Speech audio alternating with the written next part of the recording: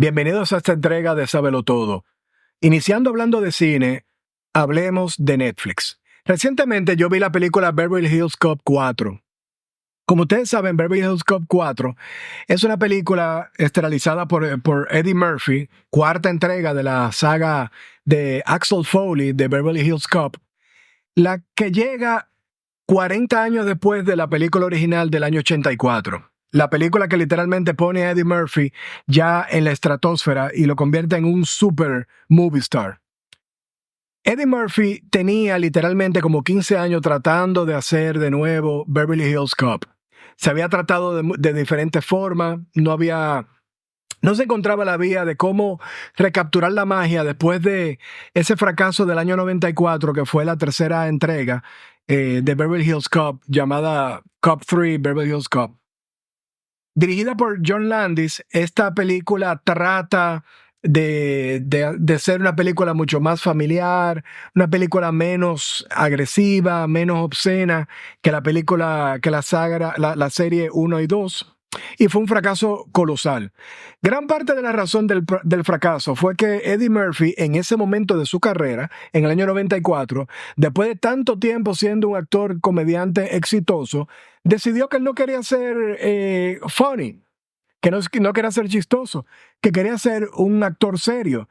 Algo que le pasa literalmente a todos los actores, eventualmente quieren ser un actor serio. Algunos lo logran, actores no, comediantes.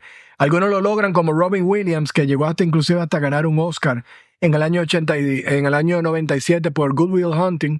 Y a menor escala lo logró también Jim Carrey cuando hace Truman Show en el año 98 de Peter Weir, y en Man on the Moon de Milos Kaufman, que también fue una actuación dramática muy muy buena de su parte. También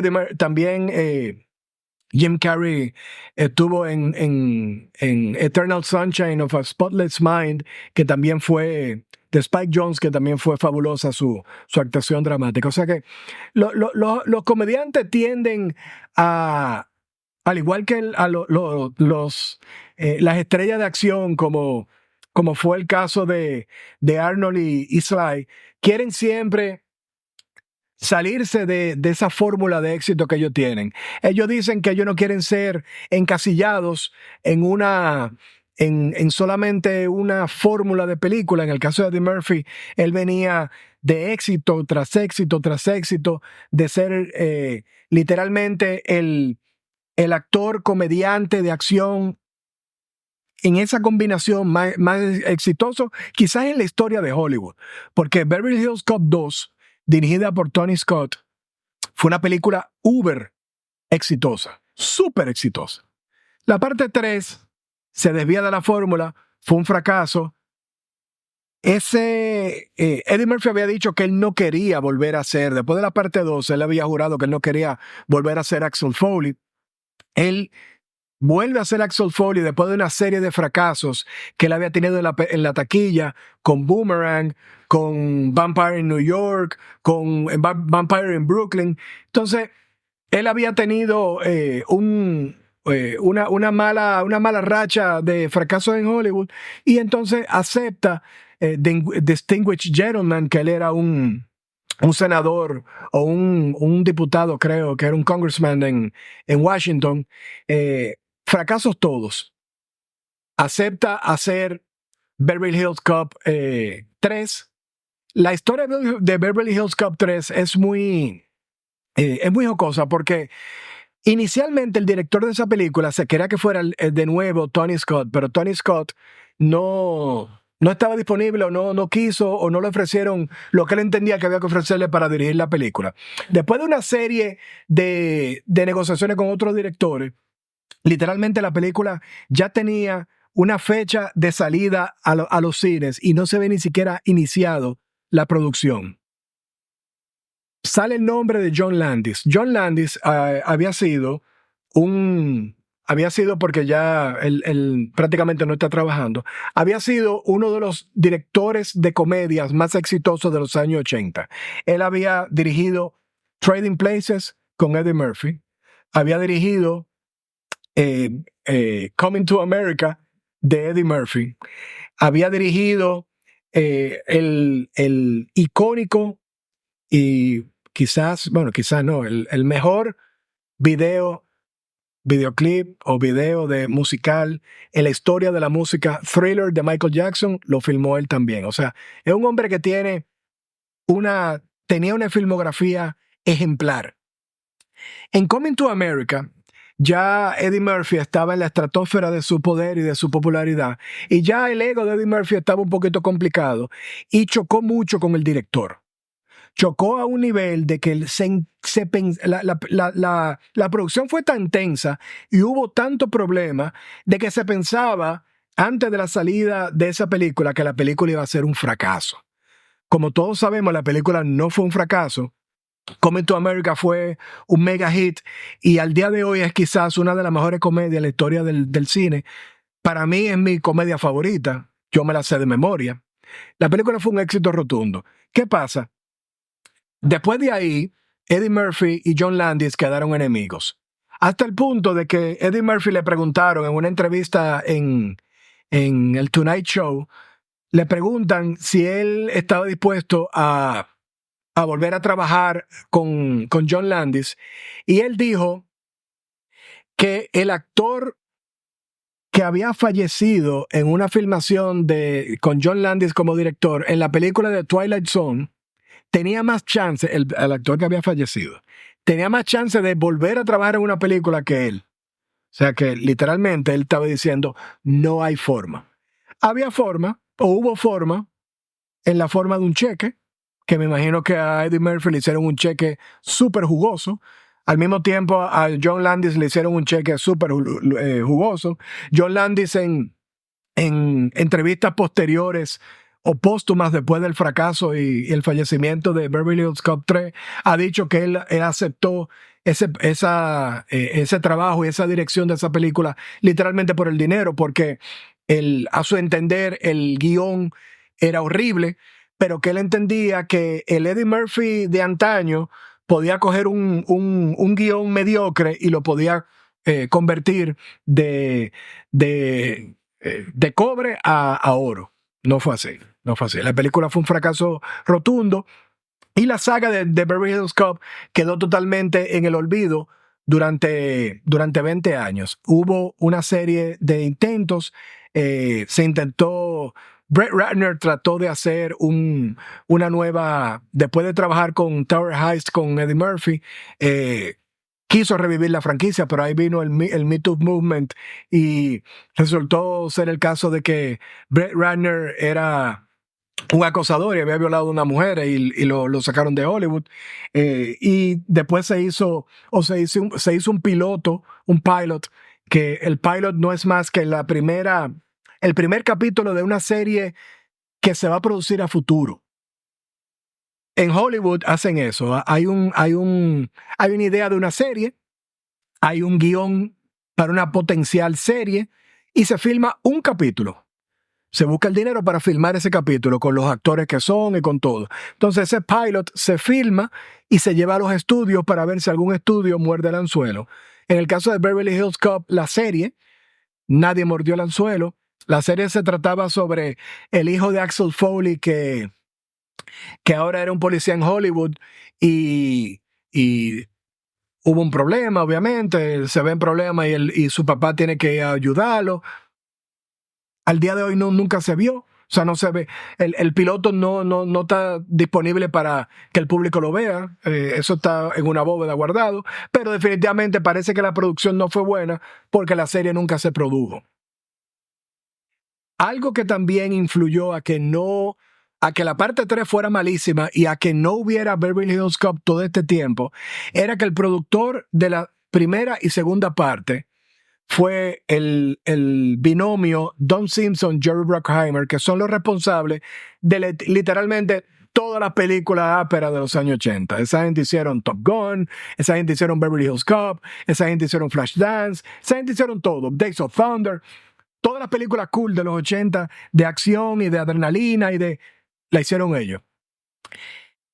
Con el fallecimiento de Don Simpson y justamente Don Simpson, parte de la pareja Simpson-Bruckheimer, fallece, pero justamente un poco antes de su fallecimiento, el tipo era un degenerado con droga, prostituta, él vivía de una manera súper acelerada y eventualmente murió con un ataque al corazón por eso, por su desorden de vida.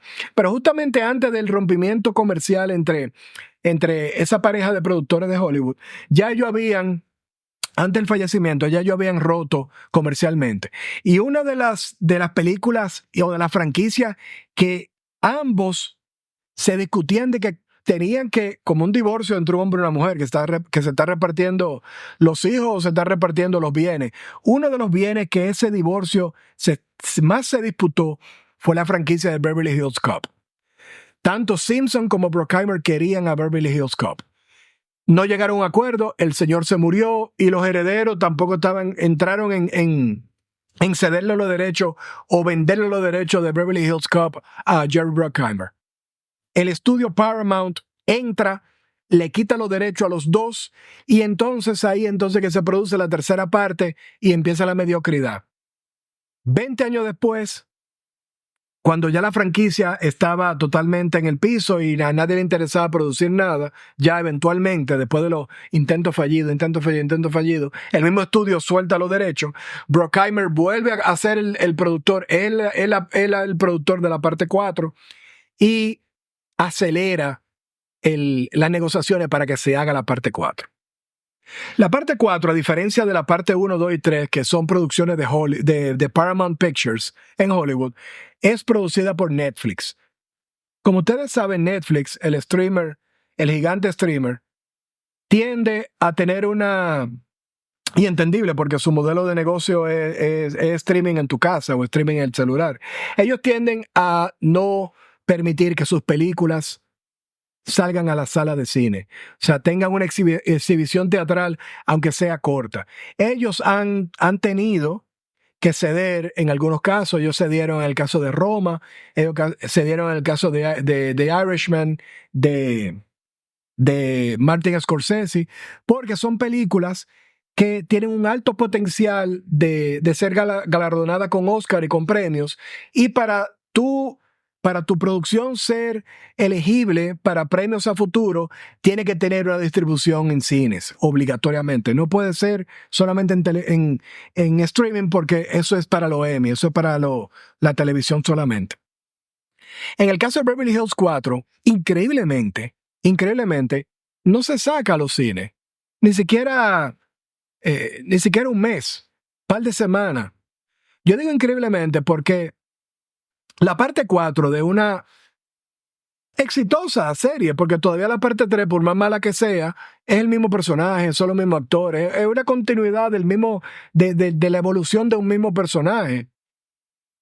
Lo chulo que hubiera sido los maratones de ver las 4 películas en un día, o ver las 4 películas un día, un lunes en la 1, un martes en la 2, un miércoles en la 3. O sea, había mucho potencial de que el público sintiera que esto era parte de una familia de películas del cine, no necesariamente de streaming. Porque lamentablemente, en el tema de streaming con Amazon, con Netflix, con el mismo Paramount Plus, que yo he hablado mucho de Yellowstone, cuando tu cerebro se acostumbra a ver películas o a ver series de televisión en tu casa, en la comodidad de tu casa, en streaming, tú te comportas diferente a como tú te comportarías en un cine. O sea, tú pausa, te da sueño, la apagas y te acuestas y lo coge de nuevo al otro día, o a los 2 días, o nunca lo coge y se queda por mitad. Beverly Hills Cop era una película que merecía salir a los cines. Merecía salir a los cines porque la película es buena.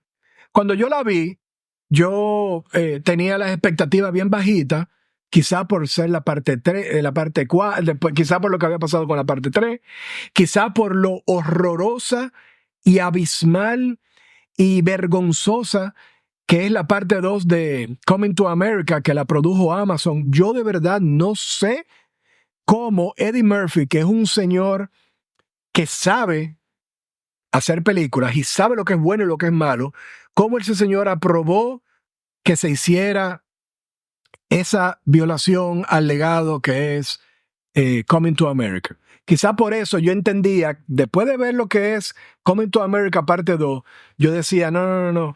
Es que Beverly Hills 4, por más buena que sea, va a ser mala. Pues no, es una muy buena película. Inicia, no se la quiero contar porque yo quiero que ustedes las vean, pero inicia como que tú estás viendo la parte 1. O sea, el director logra recrear con diferentes elementos, de diferentes formas, logra recrear la magia de cómo inicia la parte 1 y la parte 2, principalmente la parte 1.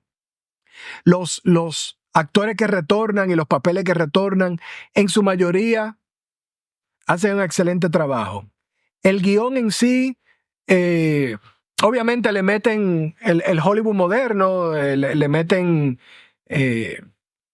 una serie de tropes y una serie de cosas que todos los guiones en el 2024, en el siglo XXI, tienen que tener, con representación X, representación Y, que la protagonista tiene que ser esto y que tiene que pasar tal cosa, pero a diferencia, por ejemplo, de lo que pasó con mi adorada Guerra de la Galaxia, a diferencia de lo que pasó con Indiana Jones, a diferencia de lo que ha pasado con muchas otras franquicias, a diferencia de lo que pasó con James Bond, con la última No Time to Die, aquí el personaje de Axel Foley es el personaje de Axel Foley. Es el mismo personaje de la 1 y de la 2. No de la 3, porque, como le expliqué, el de la 3, Murphy trató de modificarlo un poco el personaje. O sea que se ve que Eddie Murphy en esta parte 4, él sí le puso corazón y él quería volver a hacer la actuación que él hizo en sus primeras 2 películas. Y funciona. Y el director le da rienda suelta a Eddie Murphy para que él sea Axel Foley. Y la verdad que fue súper refrescante y fue... A mí me encantó. A mí me encantó simplemente como un ejercicio de nostalgia, como un ejercicio de ver quizá por última vez a ese gran papel de Eddie Murphy, quizá su papel principal. O sea que muy bien, se la recomiendo, Beverly Hills 4. Otro estreno que hubo en estos días fue Deadpool y Wolverine, la tercera película de la saga de Deadpool. Esta con la particularidad de que es producida por Disney. Como ustedes saben, Disney no hace película rated R, o sea, en teoría, porque realmente el contenido de Disney siempre tiene un trasfondo bien adulto, pero en teoría las producciones de Disney están dirigidas a niños y a adolescentes jóvenes, no adolescentes casi llegando a la adultez.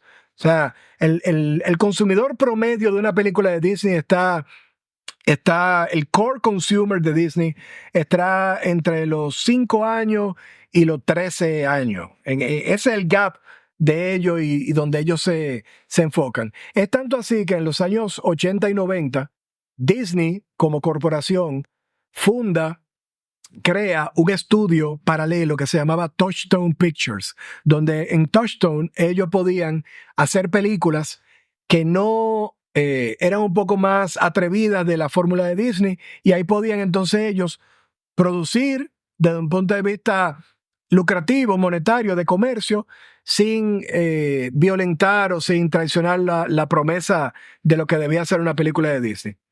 Touchstone nos dio películas como Pretty Woman, como Los Tres Mosqueteros. O sea, el experimento funcionó. Increíblemente, durante la época de gloria de Disney, de los muñequitos y de Pixar y todo, ellos deciden eliminar la división de Touchstone y concentrarse solamente en películas que tienen un contenido netamente infantil. Algo que para Disney me hace mucho sentido, pero ¿por qué tú no produces lo otro? Tú puedes tener 2 silos de producción dentro de tu sombrilla de Walt Disney Company. Tú tienes algo a la derecha dirigido a adultos y a jóvenes adultos, y tú tienes a la izquierda algo dirigido a los niños. Pero bueno, influyó mucho el éxito de Los Piratas del Caribe, que fue una película que literalmente apuntaba a todos los cuadrantes al mismo tiempo, y ahí se le prendió el bombillito a los ejecutivos de Disney. Dijeron, no, pero nosotros lo que tenemos es crear películas que le gusten a los niños, a los jóvenes, a los adultos y a los envejecientes. Y Los Piratas del Caribe es un ejemplo de eso. Hicieron varios intentos con similares. Ellos trataron de hacer eso con John Carter, trataron de hacer eso con la genial Lone Ranger, Llanero Solitario, que en un futuro yo quiero hablarle más de esa película, porque yo creo que esa película es totalmente subestimada, olvidada. Es más, ni siquiera olvidada. Hay muchísima gente que no la ha visto. Y tiene, a mi entender, la mejor o una de las mejores escenas coreografiadas de acción con música. O sea, una de las mejores escenas de acción en la historia del cine. The Lone Ranger. Pero eso yo se lo voy a traer en otro capítulo, porque a eso hay que dedicarle literalmente mitad de un capítulo solamente para hablarle de Lone Ranger y esa escena final en específico. La cosa es que Deadpool era de Fox. Fox, cuando el gigante de Mickey Mouse lo compra todos los personajes que vienen con Fox, compra la película de Avatar, compra la película de Marvel, que en realidad la compra de Fox se hace porque Marvel de Disney estaba en su máxima expresión, estaba en la época de los Avengers, Endgame, Infinity Saga, todo lo que tenía el logo de Marvel hacía $1 billón, éxito rotundo tras éxito rotundo, y ahí a lo de Hollywood, a lo de Disney se le prende el bombillo y ellos dicen, ve acá, pero uno de los paquitos más populares de todo Marvel son los X-Men, y los X-Men no están dentro de nuestro portafolio de derechos de producir películas. Algo muy similar al caso de Sony con Spider-Man.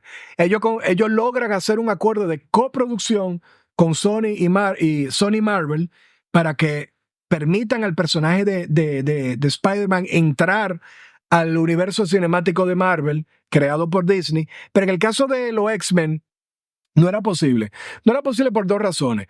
Primero, porque los X-Men habían sido producidos como películas más dirigidas hacia los adultos. Los actores eran actores y su interpretación habían sido papeles mucho más maduros, mucho más temas adultos. Se hablaba del holocausto, se hablaba de racismo. Eran películas que estaban dirigidas ya a un público, como dicen los gringos, mucho más mature. Como ustedes saben, la fórmula de Marvel era era una fórmula mucho más pop, era mucho más, vamos a presentar de una forma bien enlatada los personajes, con sus excepciones como Captain America Winter Soldier. Hay algunas películas que sí son buenas de Marvel, o sea, que son películas de verdad, pero la gran mayoría es una producción de películas, vamos a mandar personajes. Realmente los personajes de Fox no iban a encajar. ¿Cuál era la solución? ¿Y cuál era en ese momento, con la fuerza que tenía Disney después de producir películas que hacían hasta $2 billones en taquilla? Vamos a comprar el estudio. Eso fue un error garrafal de Michael Eisner, pero compran el estudio y con el estudio hacen prácticamente un monopolio en Hollywood, y con el estudio vienen todos esos personajes propiedad de Fox, entre ellos Deadpool. Deadpool es un personaje poco popular en los cómics, pero que las películas de Ryan Reynolds de Deadpool, por ser películas súper obscenas y películas súper violentas y súper sangrientas y películas que se burlaban del género de superhéroes, literalmente en las películas de Deadpool, en los paquitos, es parte de los X-Men. Él es un mutante y él es parte de ese mundo de ese mundo de mutantes, pero no necesariamente Deadpool es parte del equipo de X-Men del profesor Xavier. En la parte 2 de Deadpool, él se burla a la franca de los X-Men y de Fox. Él inclusive va a la casa a la mansión de Charles Xavier y toca la puerta y lo reciben dos X-Men que no son de los X-Men titulares, o sea, no es ni Wolverine, ni Cyclops, ni Storm. Y salen dos X-Men, creo que Sale Colossus y otra. Y Deadpool mira la cámara y dice, diantre, Fox, tú no puedes invertir un chin más y conseguir dos actores de más de calibre y dos personajes más de calibre. Era totalmente increíble y era totalmente absurdo pensar que Disney como marca y como estudio iba a producir una película de Deadpool. Y si la producía, iba a cambiar por completo la fórmula establecida en la 1 y en la 2 y iba a ser una película para niños o para adolescentes jóvenes, 13 años, 12, 14 años. Pues no, Disney produce Deadpool and Wolverine con el catch de que logran traer del retiro a Hugh Jackman, que había retirado el papel de Wolverine después de la fantástica Logan, que es una película, es literalmente el fin de tanto Charles Xavier como de Logan y el Wolverine. ¿Qué pasa cuando los superhéroes después al final de su carrera, qué pasa con ellos? La película es excelente, si ustedes no la han visto se la recomiendo, y había sido la despedida idónea para Hugh Jackman de despedir el papel. También porque Hugh Jackman ya está avanzadito de edad. Pues el cheque que le dio Disney valió lo suficiente para que Wolverine volviera con Hugh Jackman a la película nueva y portara por primera vez el uniforme de los Paquitos amarillo con negro de los X-Men. Que nada más por eso, y el hombre se pone su careta de Wolverine, nada más por eso yo creo que vale la pena. La crítica la ha acabado. Yo no la he visto, la pretendo ver en estos días y cuando la vea le voy a decir mi parecer al respecto. Pero de que va a ser un éxito rotundo de taquilla, va a ser un éxito rotundo de taquilla. Y se dice, no lo voy a arruinar, ya me han arruinado par de spoilers, y se dice que hay unos cameos bien interesantes de otros superhéroes y otros personajes súper famosos del mundo Marvel, que no se supone que salgan en la película de Deadpool, pero salen. Hablando de Paquito y hablando de películas de superhéroes, vimos también las primeras escenas filmadas en Cincinnati, en el Union Station de Superman. El Union Station de Cincinnati es una estación de trenes que sirvió como inspiración para los creadores de Hanna-Barbera del Salón de la Justicia. Pintaran lo que nosotros sabemos y conocemos como el Salón de la Justicia, se hizo en base, inspirado a ese palacio de autobuses y trenes que hay en la ciudad de Cincinnati, en Estados Unidos. El hecho de que se está filmando en Cincinnati, en esa estación de trenes, sin el director decirlo y sin la producción formalmente decirlo, significa que en este mundo nuevo que está presentando James Gunn de Superman, va a existir el Salón de la Justicia, el Salón de la Justicia clásico, el Salón de la Justicia de los superamigos, el Salón de la Justicia que todos crecimos nosotros. Mientras que seguro van a salir algunos personajes. Pero más que eso, yo creo que lo que a mí me gusta más es que James Gunn es una persona que literalmente él entiende a los fanáticos. Y eso es algo que en el mundo de Hollywood hoy en día se ha perdido. En el mundo de Hollywood hoy en día,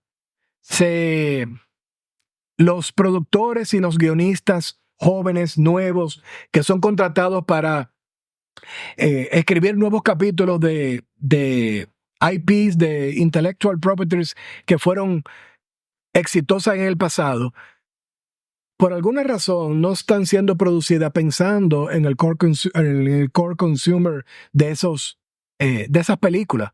James Gunn sí lo entiende.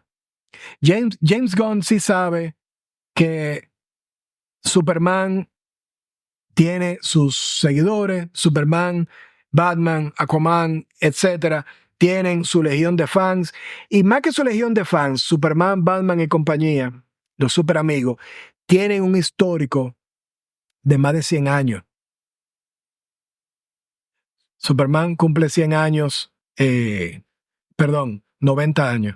Superman cumple 100 años en el 2038. Estamos a la vuelta de la esquina. Pero el caso es ese.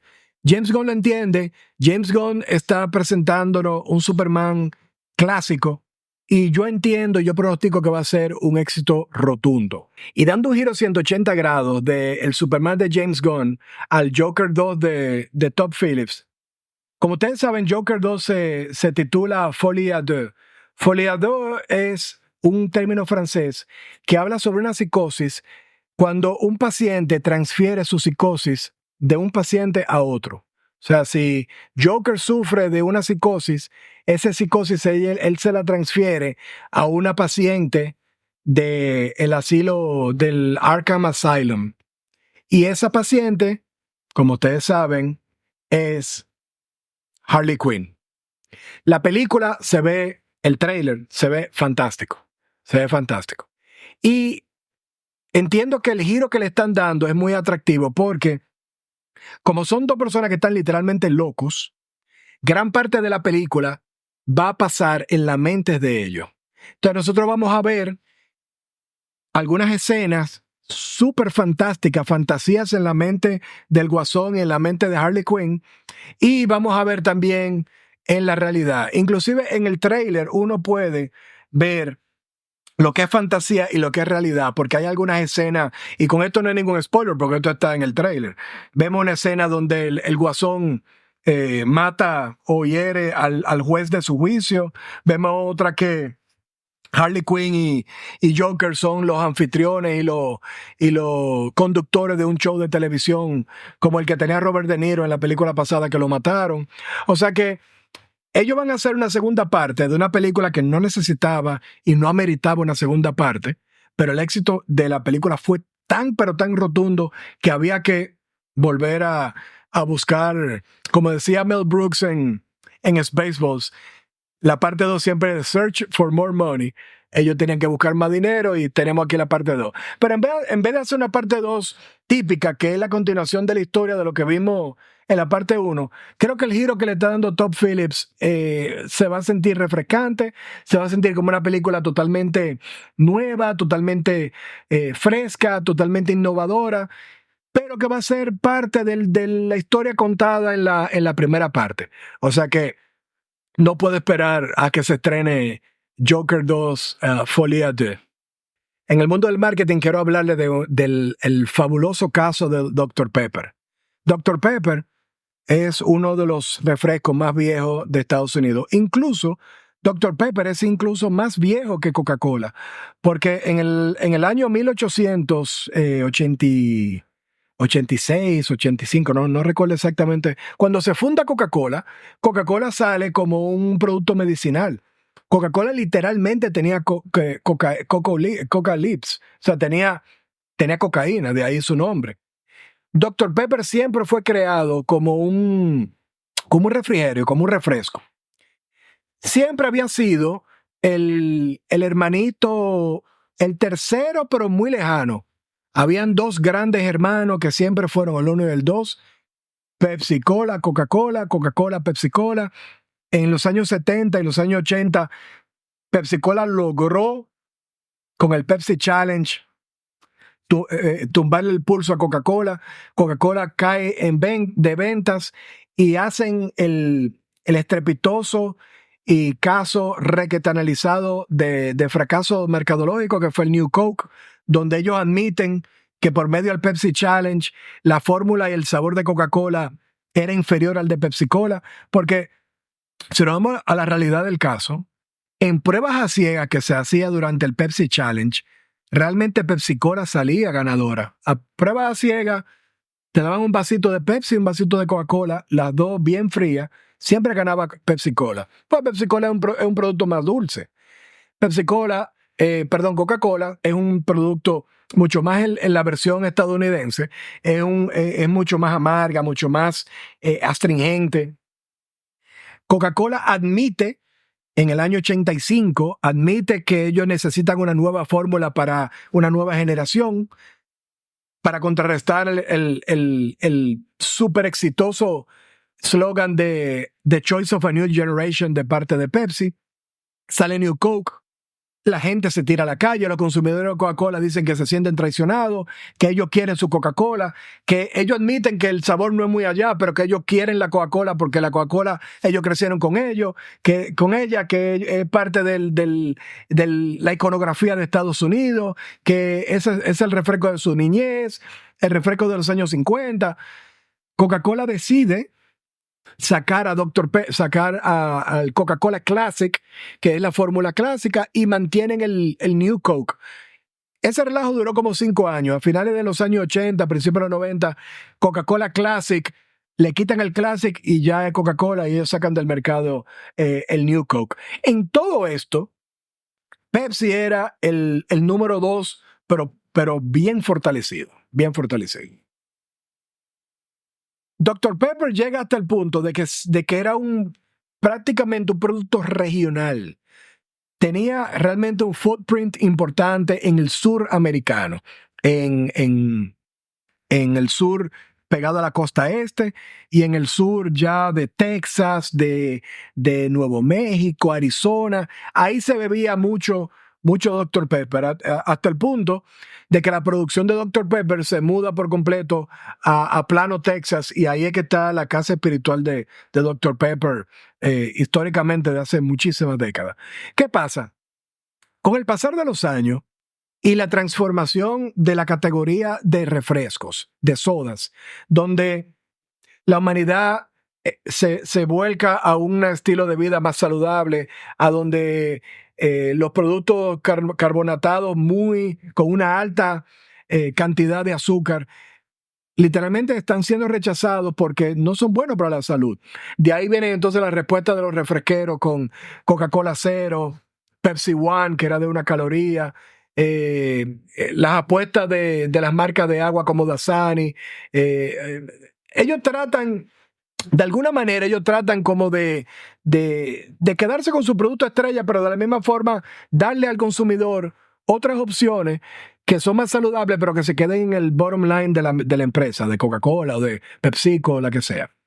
Dr. Pepper, quizá porque era el número 3, quizá porque su footprint, su market share a nivel de Estados Unidos no era, en comparación con los dos gigantes, no había tanto que arriesgar. El pastel no estaba, su pedazo del pastel de market share no era tan grande como que ellos tenían que pensar en el riesgo a futuro de potenciales consumidores que iban a perder. Pero la cosa es que Dr. Pepper se mantuvo.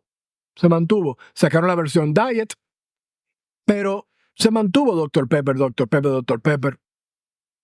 Por los millennials y la generación Z, quizás porque ven en Dr. Pepper un producto mucho más honesto, mucho más verdadero de su verdadero yo, o sea, más true to the product, to themselves. Quizá porque el sabor, el perfil de sabor de Dr. Pepper, que es un sabor un poquito más picante, si le pudiéramos poner un término, pero no es literalmente que pica, como el picante que le echamos a los tacos, sino es un sabor como que te impacta de una manera diferente y más agresiva la boca a lo que te impacta un refresco carbonatado tradicional, como un refresco rojo o una Coca-Cola. Quizás esta generación que le gusta más el picante, y eso los estudios lo demuestran, Dr. Pepper ha ido escalando poco a poco en su cuota de mercado, hasta el punto que recientemente Coca-Cola y Pepsi-Cola se dieron la gran sorpresa de ver cómo Dr. Pepper se convierte en el refresco número 2 de Estados Unidos. Número 2 en venta y número 2 en distribución. Hay 2 razones por las cuales esto está pasando. La primera razón y yo creo que la más importante es que Pepsi-Cola como producto es parte de una corporación que se llama PepsiCo. Y PepsiCo tiene tantos negocios exitosos. Tiene restaurantes como Taco Bell, Pizza Hut y Kentucky Fried Chicken. Tiene la papita Lay's. tienen los Doritos, tienen las aguas carbonatadas, o sea, PepsiCo tiene tantos productos que ellos quizá no se enfocan tanto o no les mortifica tanto que los hábitos de consumo de las nuevas generaciones están cambiando y que la gente está bebiendo cada día más, cada día que pasa beben menos refresco carbonatado, y cuando beben refresco carbonatado quizá quieren ser originales y no quieren beber el refresco carbonatado de su papá ni de su abuelo, que era Coca-Cola o Pepsi. Ellos permitieron eso. Ellos han decrecido en inversión publicitaria en Estados Unidos. PepsiCo como empresa sigue invirtiendo muchísimo más que Dr. Pepper, obviamente. Pero, inclusive, PepsiCo como empresa gasta más que Coca-Cola como empresa. Pero PepsiCo ha permitido de que con esa disminución en su inversión, también el tema del awareness y el tema de top of mind, también ellos han bajado. Mientras PepsiCo tenía cerca de 10 años siendo el patrocinador principal del Super Bowl y el halftime show era de Pepsi-Cola, ellos dejaron de invertir en eso. Y por medio a eso, también ellos dejaron un terreno lucrativo y un terreno fértil, como es el fútbol americano, se lo cedieron a Dr. Pepper, que tiene una campaña de hace unos años que se llama Fansville, que está dirigida más que nada al fútbol colegial. Pero en Estados Unidos, los fanáticos del fútbol colegial pasan a ser fanáticos del fútbol de la NFL y se quedan ya para siempre. O sea, yo sé de gente que ve fútbol colegial los sábados y ve NFL los domingos. Entonces, al tener una presencia tan fuerte los sábados con el fútbol colegial Dr. Pepper, es natural que ese despertar en hábito de consumo que tú despiertas un sábado, tú lo puedes hacer, tú lo ejecutas un domingo. Una persona que se ve totalmente convencida de beber Dr. Pepper un sábado, el domingo se va a juntar con unos amigos para ver el juego entre los Dolphins y los 49ers y van a comprar refresco. Y él se quedó con ese top of mind del día anterior y va a la tienda de conveniencia y compra el Dr. Pepper. Así es que funciona el marketing.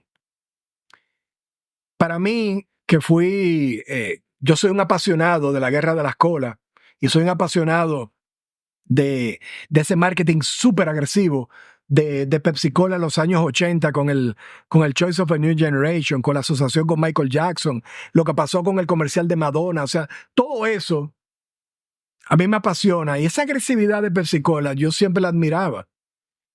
También esa agresividad que vimos en los años 90 con Pepsi-Cola, que fue el patrocinador exclusivo del episodio 1 de la Guerra de las Galaxias, y la gente se mataba por conseguir las latas de Pepsi-Cola o de Pepsi One o de Mountain Dew, que cada lata tenía un personaje de la película. Después los patrocinios en NASCAR, o sea, los patrocinios con Superman, o sea, Pepsi-Cola estaba en todas. Ahora no. Así que la lección mercadológica de esto es que cuando primero, hay varias lecciones. La primera lección es nunca te duermas en tus laureles. Porque si tú estás cómodamente como el segundo lugar, siempre va a haber un competidor en tercer lugar que va a querer llegar al segundo lugar. Y te va a crear una estrategia, no para llegar al primero, tienes que pasar por el segundo para llegar al primero. Entonces, lo lógico es tú no pensar el primero, vamos a atacar al segundo. Esa es la primera lección. Pepsi-Cola se durmió, y muy difícil ahora, con esta nueva generación, ellos logren venderle una Pepsi-Cola. Y la segunda, y creo que también es al mismo tiempo la más importante, y la cojo como mercadólogo, es que el éxito de Dr. Pepper radica en que ellos mantienen una honestidad con su marca. Ellos se mantienen true to themselves y true to the product. Y ellos no han variado su promesa de consumidor. Ustedes ven un anuncio de Dr. Pepper de los años 60 y lo ven ahora. La raíz, la columna vertebral del anuncio y la promesa del producto es lo mismo. La irreverencia, la burla hacia la burla hacia el status quo, todo eso sigue igual. Muchísimas gracias por acompañarme en este último episodio de Sábelo Todo y espero verlos en la próxima. Chao.